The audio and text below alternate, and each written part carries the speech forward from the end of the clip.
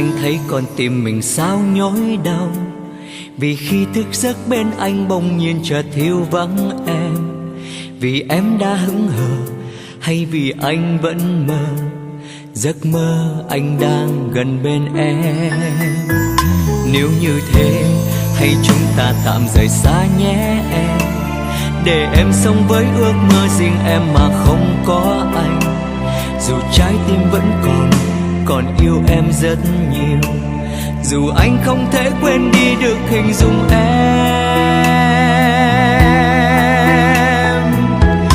Rồi khi đến lúc nhận ra em cô đơn lạnh giá, chỉ còn một mình lặng thầm bước tiếp đi trên con đường.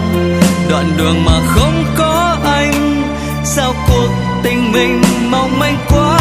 Vì con tim anh còn yêu, anh yêu em nhiều lắm. Làm sao anh có thể quên được những phút giây gần nhau. Đời chờ mình em mãi thôi, nếu như thế xin em hãy cất bước quay về.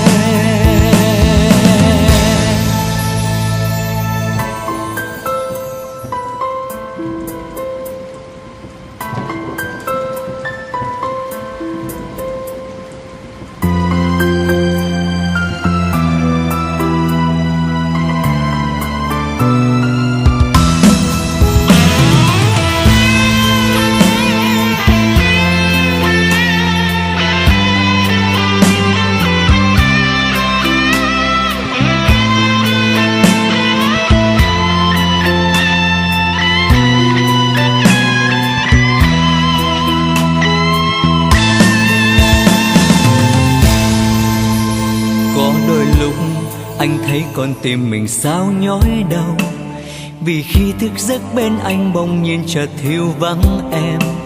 Vì em đã hững hờ hay vì anh vẫn mơ, giấc mơ anh đang gần bên em.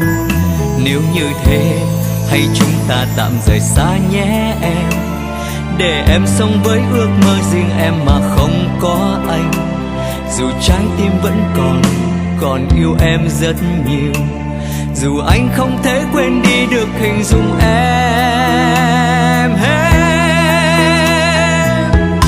Rồi khi đến lúc nhận ra em cô đơn lạnh giá, chỉ còn một mình lặng thầm bước tiếp đi trên con đường. Đoạn đường mà không có anh, sao cuộc tình mình mong manh quá. Vì con tim anh còn yêu, anh yêu em nhiều lắm. Làm sao anh có thể quên được những phút giây gần nhau. Đời chờ mình em mãi thôi, nếu như thế xin em hãy cất bước quay về. Rồi khi đến lúc nhận ra em cô đơn lạnh giá, chỉ còn một mình lặng thầm bước tiếp đi trên con đường.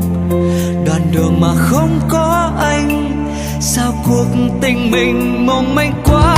Vì con tim anh còn yêu, anh yêu em nhiều lắm. Làm sao anh có thể quên được